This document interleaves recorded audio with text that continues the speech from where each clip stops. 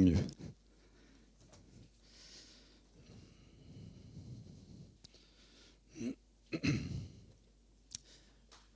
Quels sont les plus grands rêves des êtres humains? Ce à quoi ils aspirent? L'argent, les richesses, pour le pouvoir, le confort, la sécurité que ça procure, être à l'abri du besoin et des soucis.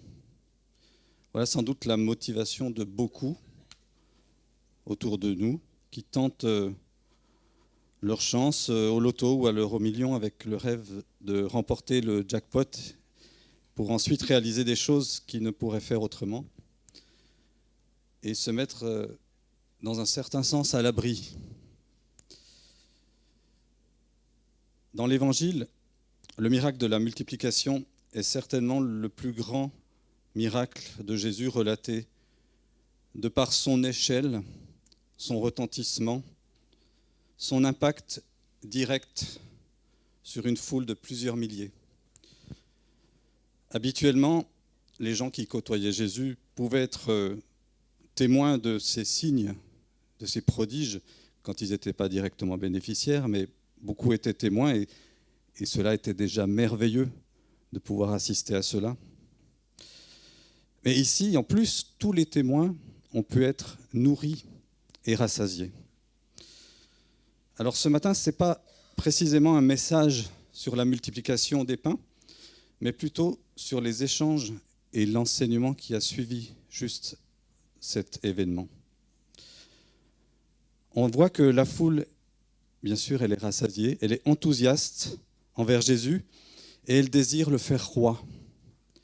Mais Jésus va s'esquiver avant d'être finalement retrouvé par certains d'entre eux et ça va donner lieu à une conversation et à un enseignement.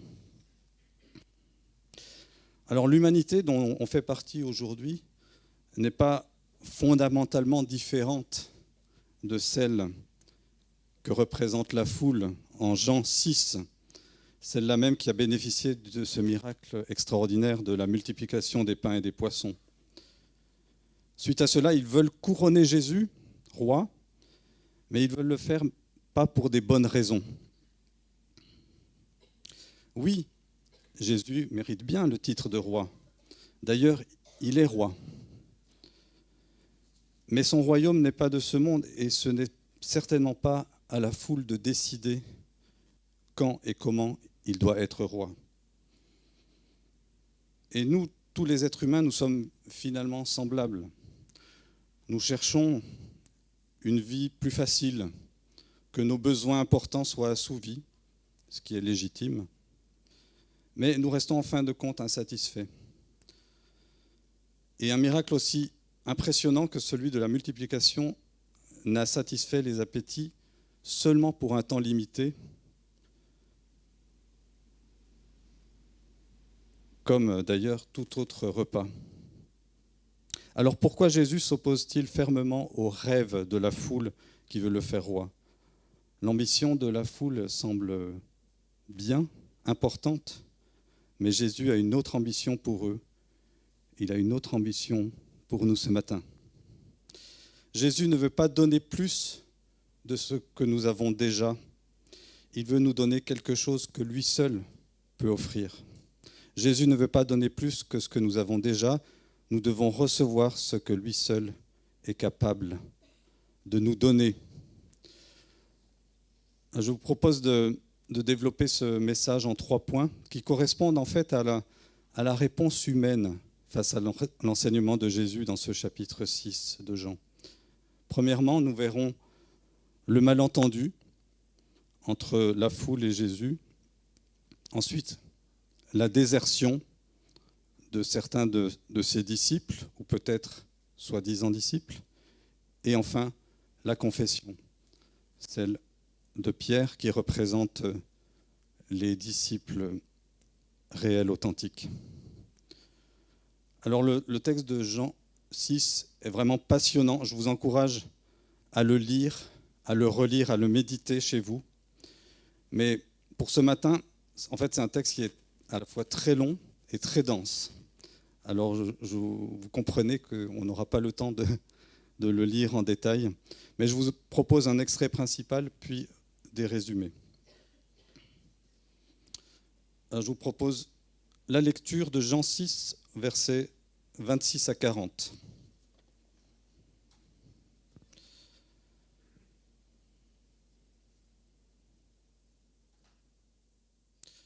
Ils le trouvèrent de l'autre côté de la mer et lui dirent « Rabbi, quand es-tu venu ici ?»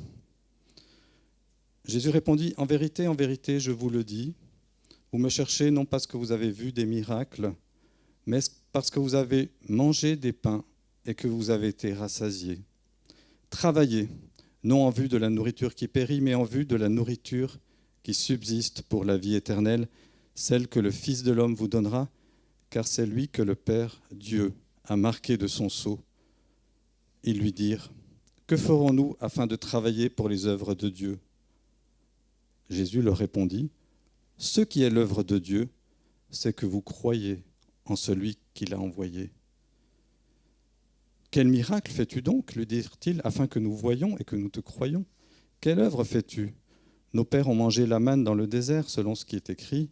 Il leur donna à manger le pain venu du ciel. » Jésus leur dit « en vérité, je vous le dis, ce n'est pas Moïse qui vous a donné le pain venu du ciel, mais mon Père vous donne le vrai pain venu du ciel, car le pain de Dieu, c'est celui qui descend du ciel et qui donne la vie au monde. » Et lui dirent « Seigneur, donne-nous toujours ce pain-là. » Jésus leur dit « Moi, je suis le pain de vie. Celui qui vient à moi n'aura jamais faim, et celui qui croit en moi n'aura jamais soif. Mais je vous l'ai dit, vous m'avez vu, et vous ne me croyez pas.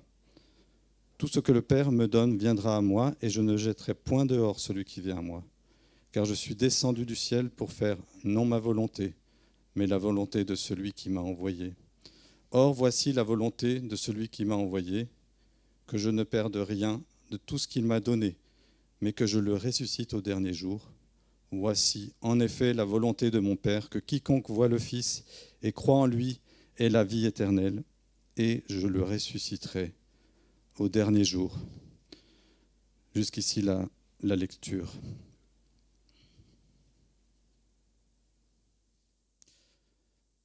Le malentendu. La foule veut se sécuriser un miracle régulier. Comme la manne quotidienne du désert pour le peuple qui traversait, pendant la période de l'Exode, qui traversait le désert, ils cherchent une solution pratique pour leur survie physique. Ils n'ont pas compris que le miracle de la multiplication n'était que le signe de quelque chose de plus grand que ce miracle, plus grand que simplement répondre à leur faim physique. Pour cela, des émissaires de la foule semblent vouloir négocier en quelque sorte du miraculeux avec Jésus en mentionnant la manne, ce pain miraculeux venu du ciel, du temps de Moïse, non pas juste une fois, mais de façon quotidienne, lorsque le peuple errait dans le désert. Ils veulent un roi qui les délivre de l'oppression, un roi qui leur donne la sécurité alimentaire et le confort. Et est-ce que nous sommes si différents d'eux? Jésus, par contre, va décevoir volontairement leurs ambitions politiques et matérielles. Il remplace leur demande de travail. Qu'est-ce qu'on doit faire? Quelle œuvre devons-nous faire pour cela? Par une invitation radicale, croire en celui que Dieu a envoyé. En fait, Jésus ne désire pas donner plus que ce qu'ils ont déjà reçu. Il veut leur donner la vie éternelle. Travailler non en vue de la nourriture qui périt, dit-il au verset 27, mais en vue de la nourriture qui subsiste pour la vie éternelle, celle que le Fils de l'homme vous donnera. Alors on pourrait dire, oui, bien sûr, on veut cela. Mais en réalité, qu'est-ce qui anime les plus profonds désirs de nos cœurs?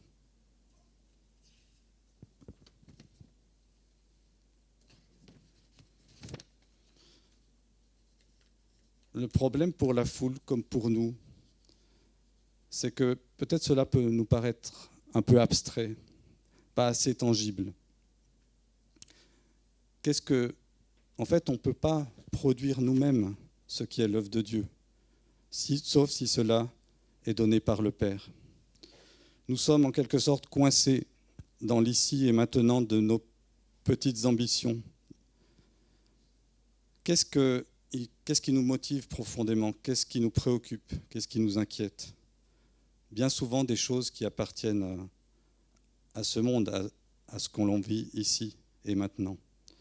Mais Jésus lui donne la satisfaction, la paix profonde et la vie éternelle. Et là, on va voir qu'au lieu de méditer sur l'enseignement de Jésus, ces profondeurs insondables, la foule veut négocier plus de miracles. Non pas pour s'émerveiller des œuvres de Dieu, mais pour leur satisfaction personnelle et immédiate. Et là, on voit que la Bible est vraiment réaliste.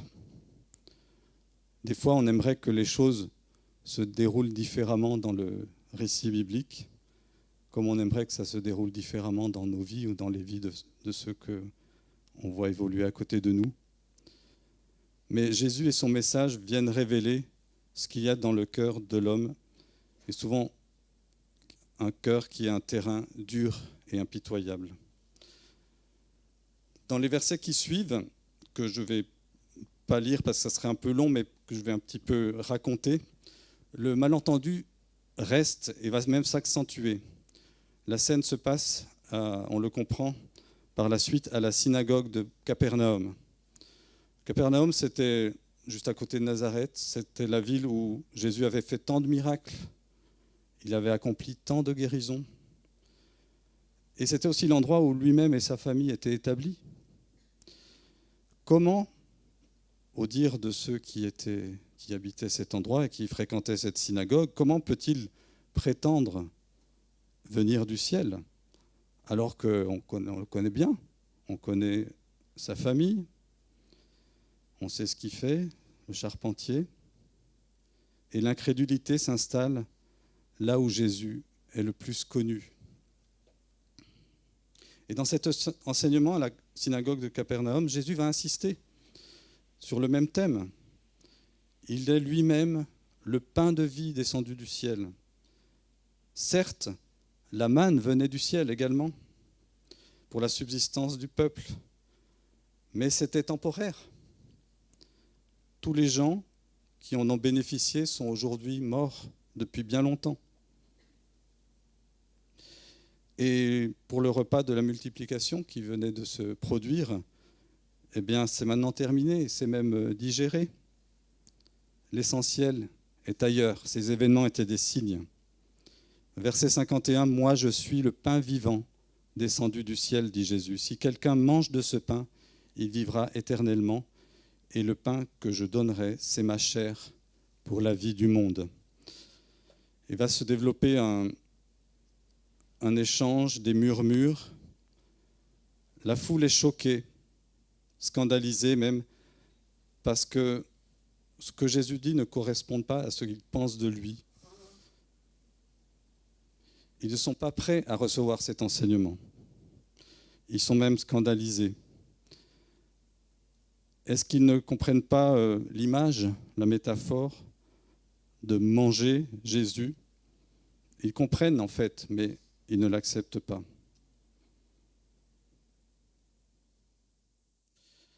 Le miracle de la manne et le miracle de la multiplication, c'est finalement le même signe qui pointe vers une seule et même réalité. Il faut regarder à Jésus. C'est lui le pain de vie descendu du ciel. Manger sa chair, boire son sang est une image pour dire combien il est vital de croire en lui, comme on dirait dévorer quelque chose du regard, boire les paroles de quelqu'un. Mais c'est bien plus que cela. Parce que le faire, eh bien, c'est être sauvé, c'est être dans la présence de Dieu, c'est contempler le Fils de Dieu.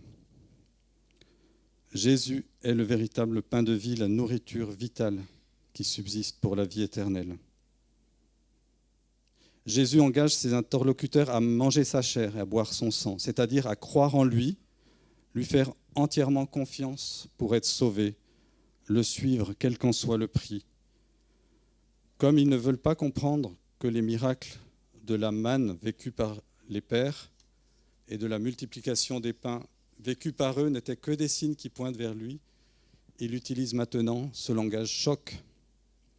Regardez à moi, mangez-moi et soyez sauvés.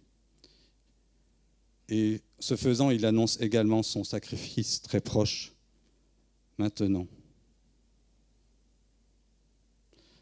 Mais la foule est scandalisée par son discours et beaucoup se retirent en réalisant qu'ils n'obtiendront pas ce qu'ils attendent de lui, un roi conquérant ou un bienfaiteur qui répondra à leurs besoins immédiats. On va lire la suite, quelques versets, au verset 60 jusqu'à 69.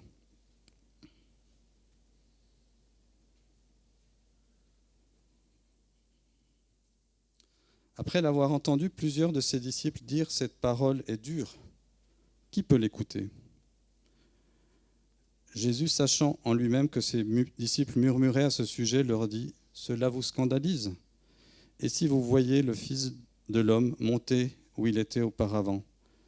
C'est l'Esprit qui vivifie, la chair ne sert de rien.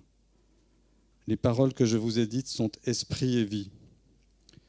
Mais il en est parmi vous quelques-uns qui ne croient pas. Car Jésus savait dès le commencement qui étaient ceux qui ne croyaient pas et qui était celui qui le livrerait.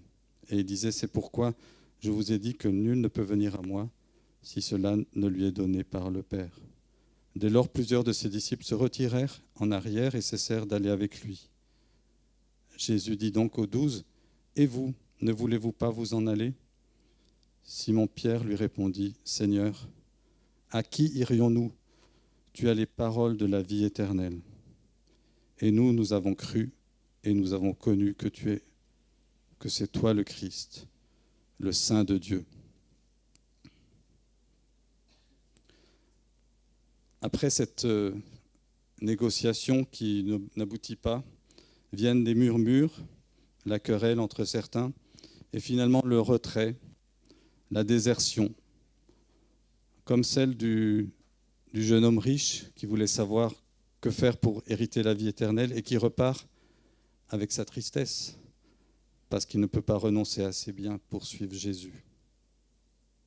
Est-ce qu'il y a un bien, une ambition que je poursuis aujourd'hui qui m'empêche de suivre Jésus ? Ou est-ce que je veux bien d'un Jésus, un petit Jésus, mais pourvu qu'il se tienne tranquille, sans exiger plus que ce que je veux bien laisser ?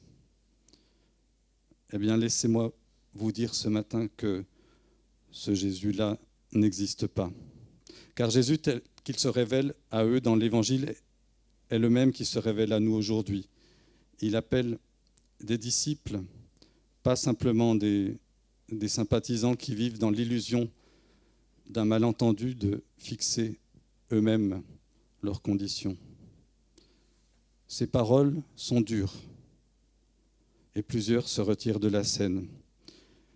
Ce que je trouve troublant aussi, c'est que Jésus semble même tenir la porte de sortie, même aux 12, et il leur dit « Et vous, ne voulez-vous pas aussi vous en aller ?» Est-ce choquant ? Dans un sens, oui. Mais réalisez bien que ces paroles s'adressent à des gens qui ont vu des signes évidents, qui ont vu les signes de Jésus et qui pourtant le rejettent. Et par ailleurs, et dans le même passage, comme on l'a lu, il promet qu'il ne mettra jamais dehors celui qui vient à lui avec foi et sincérité. Troisièmement, la confession. Jésus propose mieux que tout ce que nous aurions pu attendre ou même imaginer. Il se propose lui-même. Le pain qui se multiplie, c'est sa chair, son corps donné pour la vie du monde. Et Pierre, de lui répondre, Non, on ne veut pas s'en aller. À qui irions-nous, Seigneur ? Pierre a compris que Jésus n'est pas simplement un moyen d'obtenir des choses, mais qu'il est la destination finale. Il a compris qu'il est lui-même le signe derrière les miracles. La confession de Pierre, c'est l'œuvre de Dieu. Dans un autre passage, Jésus va le dire, tu es heureux parce que ce n'est pas toi, ce n'est pas de toi que tu dis cela, mais c'est mon Père qui te l'a révélé. Jésus met les 12 à l'épreuve. Ne voulez-vous pas partir vous aussi ? Mais à qui irions-nous, Seigneur ? C'est toi qui as les paroles de la vie éternelle. Et nous avons cru et connu que c'est toi le Christ, le Fils de Dieu.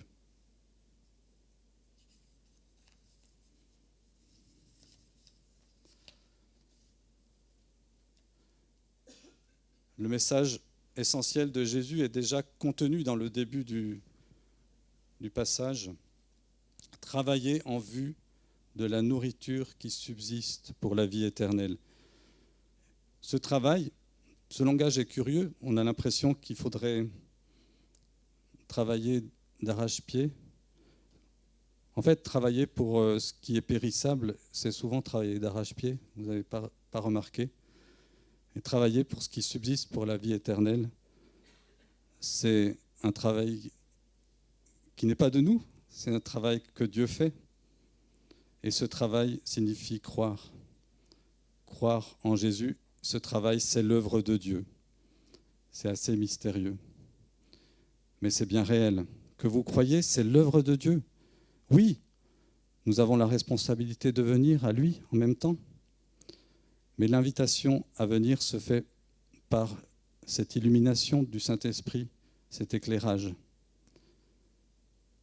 C'est venir à Jésus, être accueilli par lui, les bras ouverts, être soutenu entre ses deux mains percées. Non, je ne me mettrai pas dehors, jamais, celui qui vient à moi, dit Jésus. Et quiconque voit le Fils et croit en lui a la vie éternelle, et je le ressusciterai au dernier jour. Vous le croyez ? Je conclus. La multiplication des pains était un signe.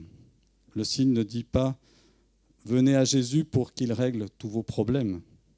Il dit « Regardez vers celui qui est la vie et croyez en lui ». Nous voulons toujours travailler pour la nourriture qui périt en quelque sorte. Sécurité matérielle, le confort, le statut, la reconnaissance de la part des autres et bien d'autres choses.